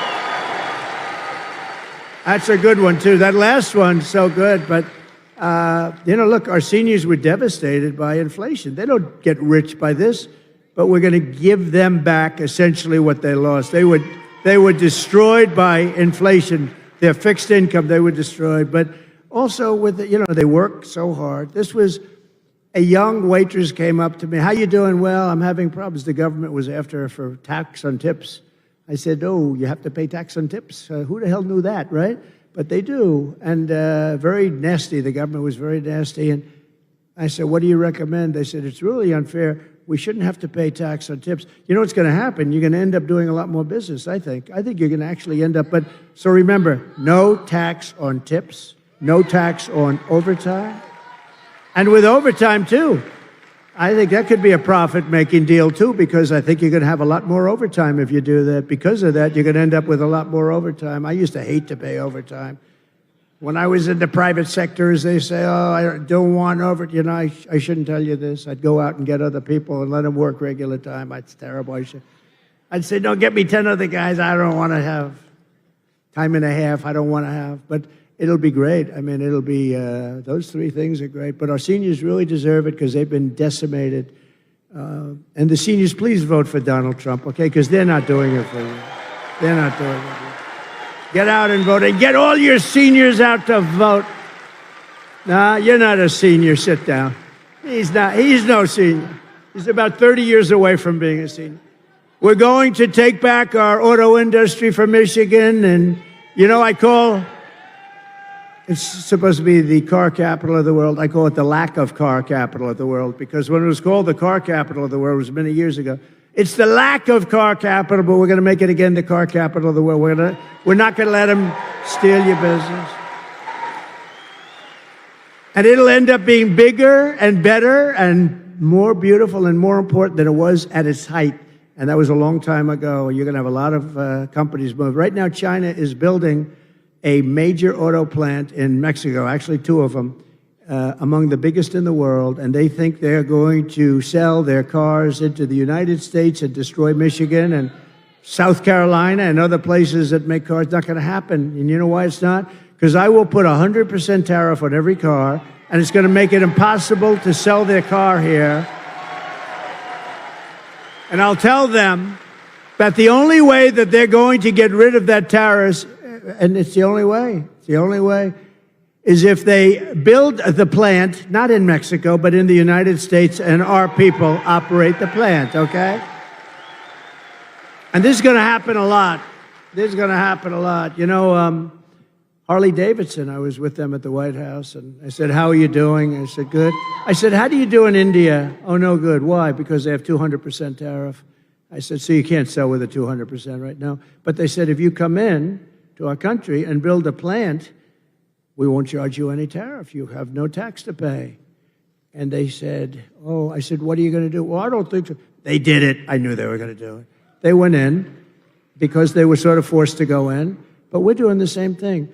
Build your plant in the United States of America, and you're not going to have to worry about tariff. It doesn't make any difference. So we're going to make so much money. We're going to bring back so much business. And I think this state will be the biggest beneficiary because your car business, your auto manufacturing, will be bigger than it ever was. And you'll have more jobs than ever before. I will terminate Lion Kamala's electric vehicle mandate and end immediately the Green New scam. Comrade Kamala Harris voted for a bill to impose a 100% ban on gas-powered cars and trucks. Can you believe it? Killing an estimated 200,000 U.S. auto jobs, including 40,000 auto jobs in Michigan. It's a death sentence for the Michigan economy and for the industry, frankly. I don't know. You have a guy named Sean Fain. I don't know who he is, but this guy has to be the dumbest union leader. He was okay by saying we're going to build 100 very shortly. They want 100% electric cars. That's going to put you out of business because China has everything necessary for electric. We have everything necessary for a gasoline-powered car because of our liquid gold. And I'm not against electric cars, but we're going to have also gas-powered cars. We're going to have hybrids. We might someday have hydrogen. Did you ever hear of hydrogen? That's the new thing. That's the new hot thing. No, hydrogen's the hottest thing going. It's too hot. You know what happens? When there's a problem, it's bad. The car blows up, and you're not even recognizable when this happens. It's like, it's a disaster.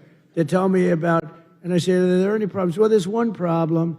When a car goes bad and when it blows up, The person driving the car is not recognizable. So I think I'm going to pass on that particular car. If that's it. They said, oh, well, we'll figure it out. I said, you better do a lot of figuring because this does not sound good. It's not off to a good start. While I'm president, no state in America will be permitted to ban gas-powered cars or trucks, and I guarantee it. No way. No way. You're going to make them right here. You're going to make them here. Over the past 4 years, Kamala Harris has unleashed nothing but chaos and suffering for American labor. With historic inflation, she's made life excruciating for the blue-collar workers who make this country run, and now our entire nation is paying the price. You see what's going on, right? If I was president, the longshoremen strike affecting the entire East Coast and indeed the entire nation would never have happened in the first place.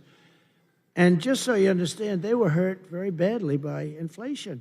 They were hurt very, there's two sides to every story. The issue should have been settled by Harris and Biden. They don't even know what's happening. I don't even think they know what's happening.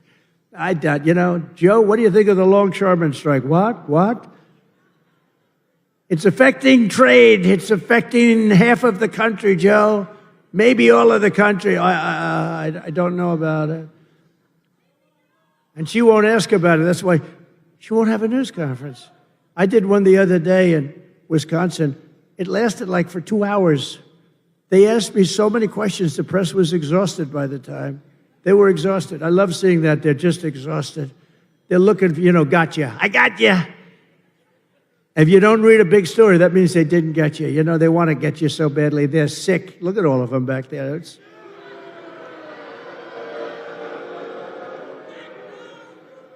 But the fact is, we don't have the kind of president that we need. We don't have a real president. We have the most incompetent vice president in the history of our country, and by far the worst president in the history of our country.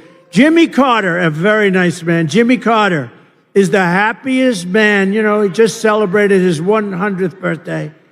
He's the happiest man in the history.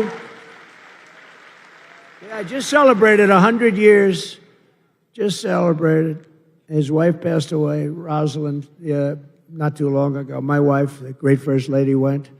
And Jimmy was pretty old then. He's a little older now. I tell you, he's so happy because his administration was considered brilliant compared to what we have now. Jimmy Carter was a brilliant president compared to Joe Biden and Kamala. Under my leadership, America's workers won't have to go on strike for better wages or a better life because they will once again have a champion for them in the Oval Office. I'll be their champion. Believe me, I will be their champion. And I'll bring back the American dream. I don't know how long this strike is going to go on, but if it's on with me, I'll get it back pretty quickly, I think.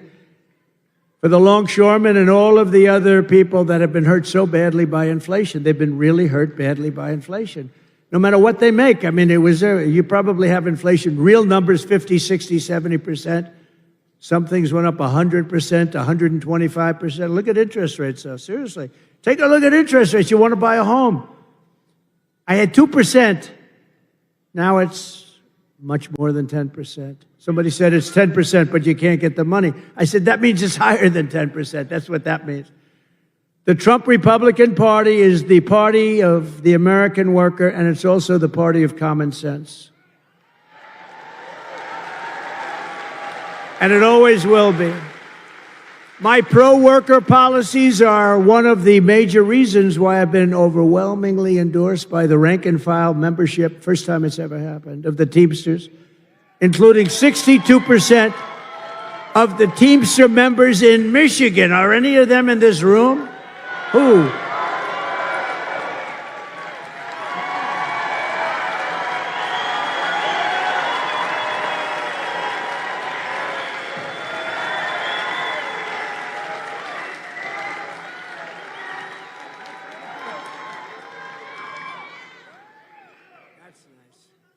No, I think it's great.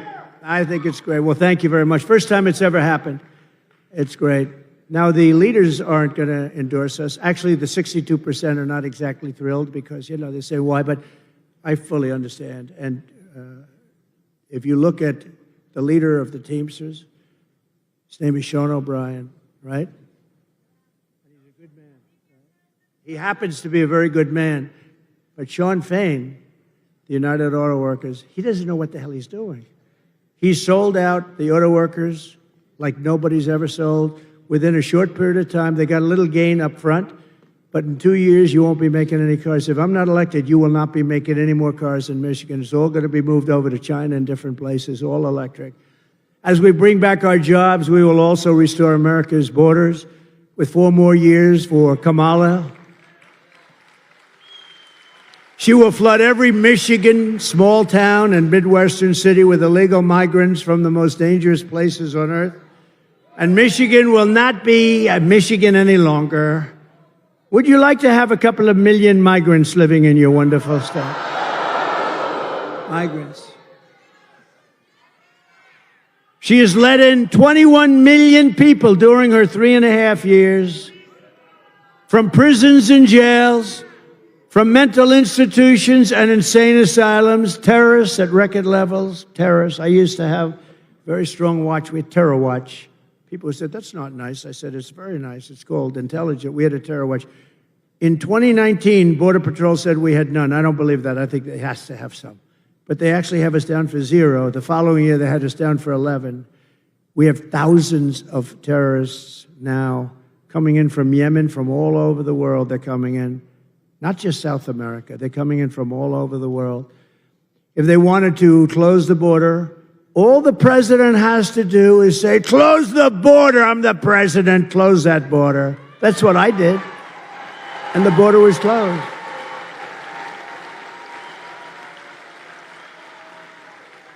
She keeps talking about, we want him to sign a bill. The bill they wanted me to sign was the worst bill you ever saw.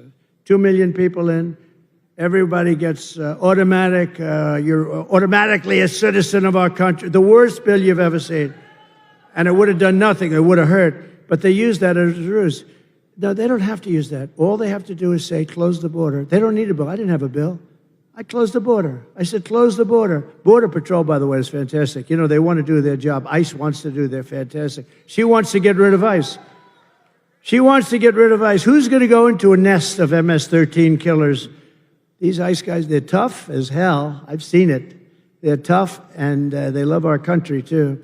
The corrupt media is outraged that I keep talking about the migrant crime epidemic. Well, I'm outraged that Kamala Harris keeps importing migrant criminals. These are among the worst criminals in the world. Remember when she said, no, migrants don't cause any crime. And I said, wow, they're pretty rough-looking people to me. They're pretty rough-looking people to me. And it turned out to be, I was right. This was 2 years ago. They said, no, migrants don't, that our people are much more dangerous. No, it's not that way. It's the opposite. It's the absolute opposite. I'm outraged that according to new statistics, 13,099 convicted illegal alien murderers have been set loose into the USA. Be careful. I'm outraged that Kamala Harris freed 2 illegal alien thugs who assaulted, kidnapped, and murdered a 12-year-old girl named Jocelyn. You know Jocelyn. I'm outraged that Kamala released into America the predator, the animal who murdered Laken Riley. I'm outraged she let in the savages who raped and murdered Rachel Morin. I'm outraged on behalf of every American family whose children have been murdered by illegal alien and horrible, horrible, savage migrants that Kamala brought into this country. Kamala's agenda is bringing death and despair to America. I will restore light, hope, and dignity back into Michigan, and very quickly.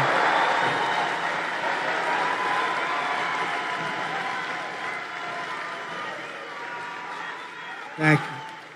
I will make America safe again. We will be safe again. On day 1 of my administration, the invasion of illegal migrants, terrorists, drug dealers, and murderers ends, and on that same day, the largest deportation in our history begins.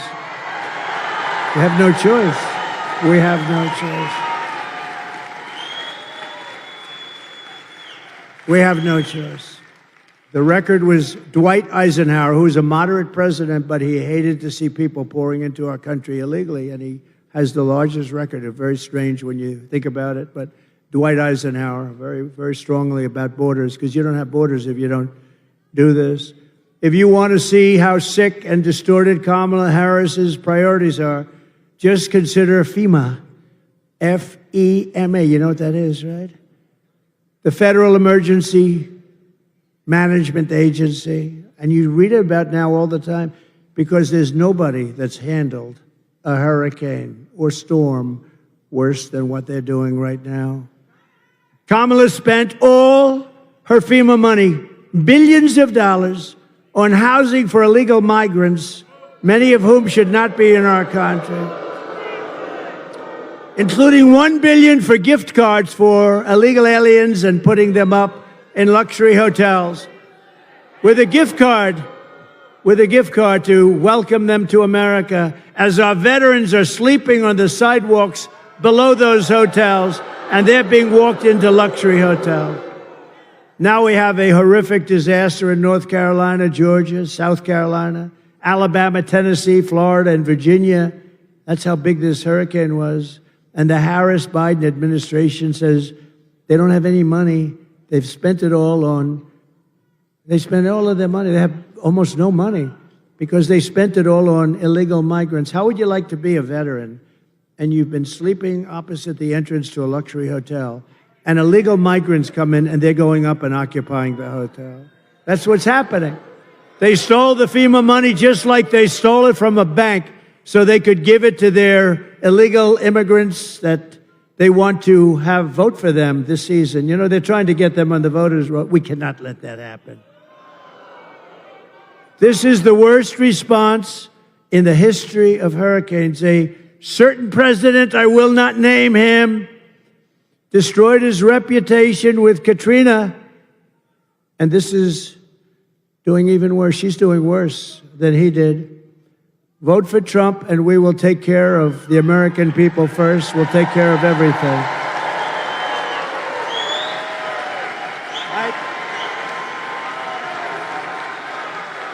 Thank you. Thank you.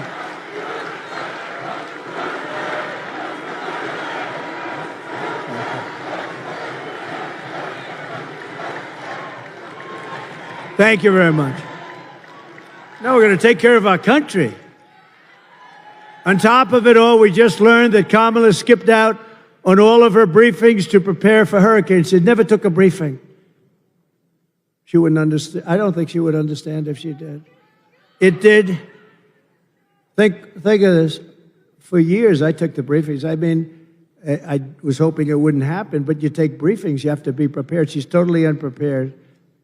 And he's unprepared. They're both unprepared mentally, but at least they could give it a shot. But Kamala could not be bothered by doing briefings, and now we're paying a big price. They have no idea what the hell they're doing. We had the best 4 years with hurricanes. We took care of people, and I was on the phone. I was screaming at people. They hate my guts to this day. They write books about me. I'm the worst human being they've ever, but they got the job done. And they weren't even that good. She simply doesn't do the work to protect the American people. I will stop all migrant flights to Michigan and every state. So they say, this is the greatest con. They say, no, because she was getting killed in the polls, they say what happened. And this was even him before her. But they did a couple of little things, little tricks, just tricks, same number. And they said, we've got better numbers now on the border, which is true, a little bit better. But what they didn't do is stop airplanes from flying over the border, bringing in hundreds of thousands of migrants. But we caught them, and we say, if you want to stop them, why are you doing airplane flights coming in with hundreds of thousands? Tremendous numbers, hundreds of thousands. And then they have a phone app. Do you know they have an app? Think of it. You know who the app is for? The guys that bring the migrants into our country have a phone app so they know where to dump them, so they know where to bring them.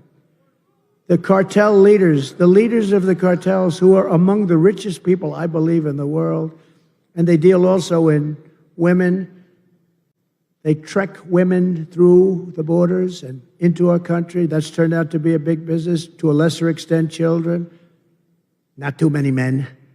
Not too many. They don't want the men. They want the women and they want the children. And they're traffickers, they're called. They're really bad people. They're really bad. Sounds like an ancient thing, right? An ancient crime, but it's not. What made it so big today, they do at the same kind of money they make with drugs. Some people say it's more. What they do today is like unbelievable and horrible. But you know why it's so big today? Bigger than it ever was 2,000 years ago? Because of the internet. They get all the information about people on the internet, and because of that, it's a massive business, and we had it under control, and now it's totally out of control, and drugs are pouring in at 11 times more than they were when I was there. And you'll never, by the way, stop the drug epidemic unless you have the death penalty for drug dealers, I will tell you right now. Each dealer, male or female, each dealer kills, on average, 500 people during their lifetimes. And that's not to mention all of the, I know so many families, they've lost a child. They've lost parents too, but they've lost usually young kids. They've lost a child. That family is devastated forever. They don't get better. Somebody says, oh, time heals. They don't get better. They've lost a son or a daughter to fentanyl, brought in by drug dealers that are smart and vicious, and that family never, ever recovers. Never recovers. I will shut down all entries through Kamala's migrant phone app. I'll close that app so fast. I will end sanctuary cities immediately. There will be no sanctuary cities in our country. A sanctuary city protects criminals, and I'll do all of the illegal migrants that Kamala has dumped into your small towns will be going home. You're going to have to go home. I'm sorry. Because it's not sustainable. And it's going to be very hard to do. It's a very hard thing to do. They'll pick out one person who's very sympathetic, a woman with 2 children, and they'll show it it's a very tough thing. But we have thousands of murderers. Of the murderers, 25% of them have murdered more than one person. 10% of them have murdered more than 5 people. These people are roaming our country. They could go into a restaurant, they can do whatever they want, and they will kill you because they are wired that way. They were wired that way. We're going to get them the hell out of our country. But for all of that to happen, you have to vote for Trump. You also need to vote for a great gentleman who is going to be of tremendous help to me. He's one of the most respected people in Washington, as you know, and he's running for a thing called the United States Senate. And he's from your beautiful state, but he's tough, he's smart, he's so respected. And I had a lot of choices because my endorsement means a lot. Whoever the hell I endorse does good.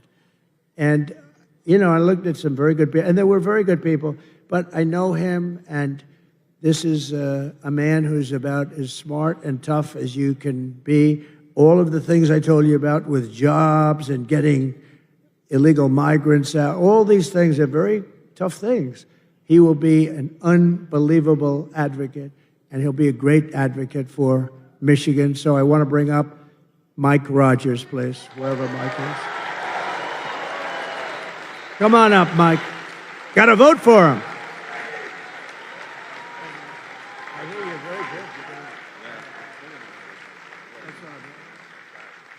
Well, thank you, Mr. President. I'm going to take a minute, if I may, and tell a story about Donald Trump you don't get to see very often.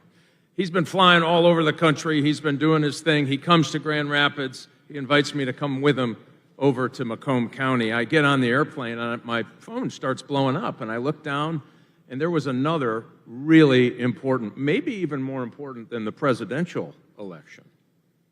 My niece was running for student treasurer in middle school, and she was so nervous the day before. She happens to be a huge Donald Trump fan. The phone goes off, and I said, Mr. President, you're not going to believe it. We had our first great news today. My niece won for student treasurer. Yeah. So the president is, he's got a lot going on. He's the Energizer Bunny. He's got 3 phones coming out of his ear. He's signing stuff. It's unbelievable to watch him work. And I said, hey, would you mind just signing this little card? Just say, congratulations, Ileana. This would be great. And he said, no, I'm not going to do that. Why don't you come over here and I'll make a video. So, yeah, you bet. So we make a video, and I'm going to tell you this, Mr. President. I can pretty much guarantee this is going to happen. You are killing it in the middle schools across the United States of America.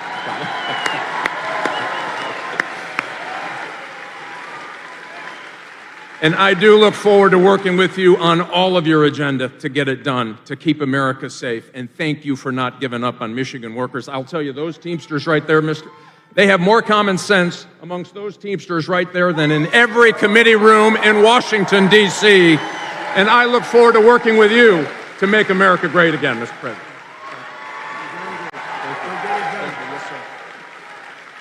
Great, Mike. Oh, you got to get out and vote for Mike. Very important. He'll be the best senator you've had. He will do things that nobody else could do. We're also pleased to be joined by a warrior, a friend of mine, and a congressman who fought for me, and he will always fight for me. He's going to fight for you, basically. Jack Bergman. Jack, thank you. Jack, looking good, Jack. Thank you very much, Jack. Thanks, Jack. Good job. Really a warrior.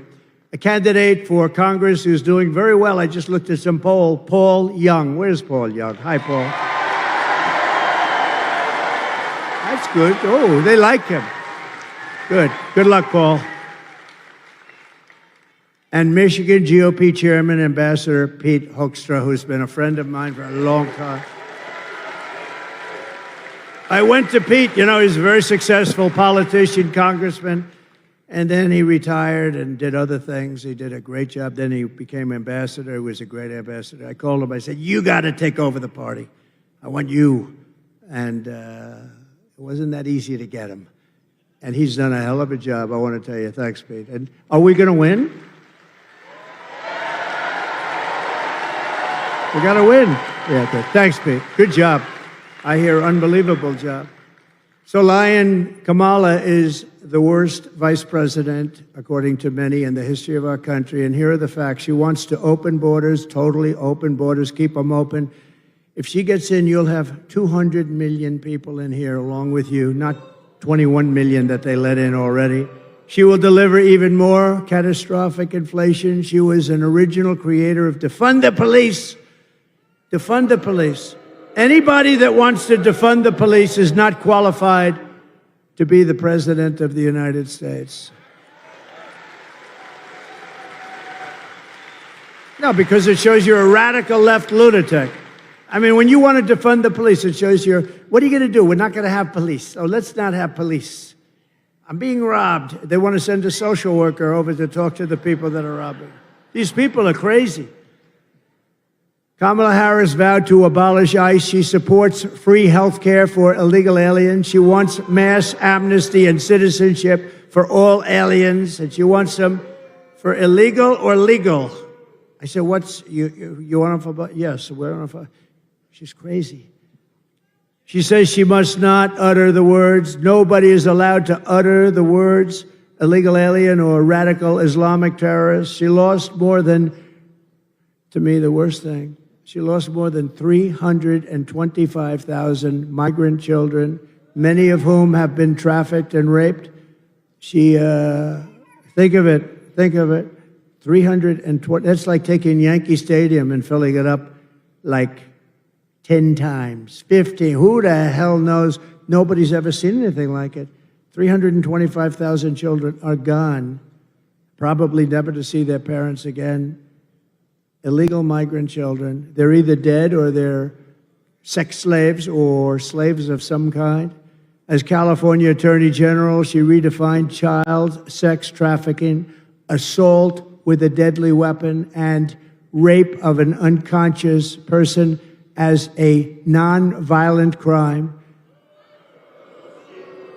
She praised the idea of 70 to 80% tax hikes. She pledged to abolish private health care for anyone that wants it. So instead of going into a socialist government-run healthcare system with some people want to have private healthcare, and I think that's good. But she said, no, everybody waits in line. This is what she wanted. Everybody has to wait online for their healthcare. She did so many different things, so many deadly things, and we can't let this go on. We can't let this happen to our country. We're not going to let it happen to our country. And I just want to tell you that it's been a great honor to be with you. We're at a point in our country's life that I think it's the most important election in the history of our country. I think there's never been anything as important. There's never been anything like it. And by the way, I want to tell you a funny story. Can I tell you one story before we leave? The teleprompter just went out. Just went out. I'm standing here, and I do most of it without the tele. Isn't it nice to have somebody that doesn't need a teleprompter? These teleprompters. You know, it's very dangerous. You got to be careful. You know, teleprompters will often go out. And if you're a certain type of person like Joe Biden, what would he do if the teleprompter? He's no good when the teleprompter is on. But what would you do? No, the teleprompter just went out. And you know what I say? Usually I don't talk about it. Just keep going. Just keep going. You saw I just did. So, ladies and gentlemen, thank you very much for being here. It's wonderful. I love you very much. And go out and vote. That's true. Go out and vote. And I would say, together we will deliver low taxes, low regulations, low energy costs. We're going to have low interest rates. It just went on, by the way. Low inflation, so that everyone can afford groceries, a car, and a home. No, it is true. Oh, we've lost the teleprompter many times. The worst is the wind. I was in Ohio for Bernie Moreno, and it was 45-mile-an-hour winds. These things were blowing like flags. You felt like a drunken sailor, in all due respect. They're blowing, so then they blew off the stage, and I'm stuck out there with 52,000 people. I'm stuck there. I had no nothing. I couldn't even stand up with the wind. It was so crazy. And we got through it, and you know what? He took a big increase, and he's doing okay, I understand, Mike. I hear he's doing all right. We will stop the invasion, end migrant crimes, strengthen our military, build a missile defense shield. You saw how well that worked. Keep critical race theory and transgender insanity out of our schools. Day one. Day one. And we will keep men out of women's sports.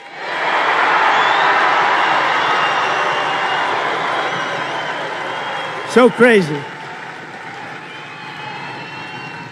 No, so crazy.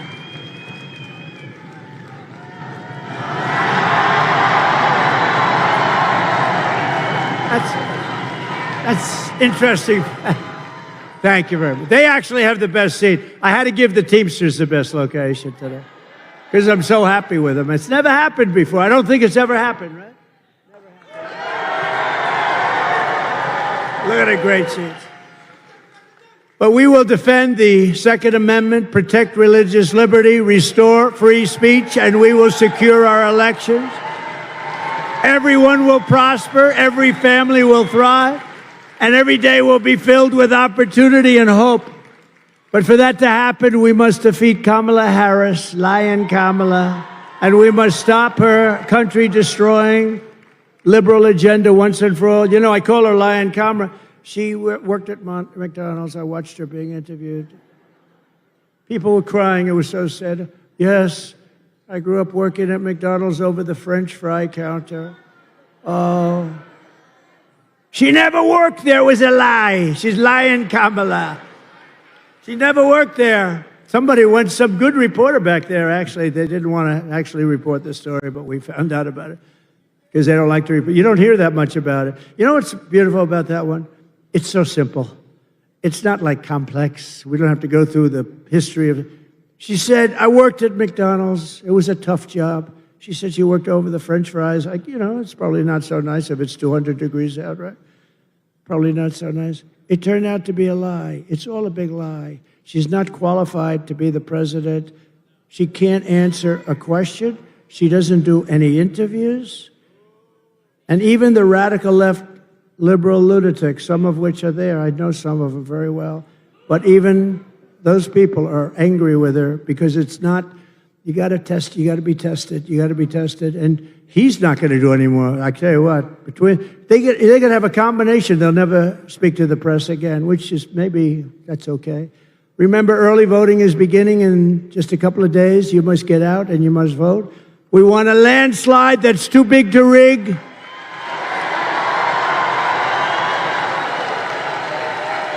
On November 5th, we will save our economy. We will rescue our middle class. We will reclaim our sovereignty. We are going to reclaim our sovereignty. And we're going to restore our borders once and for all. We will put America first. And we will take back our country. Together we will make America powerful again, wealthy again, healthy again, strong again, proud again, safe again. And we will make America great again. Gonna make it so great. God bless you, Michigan. God bless you.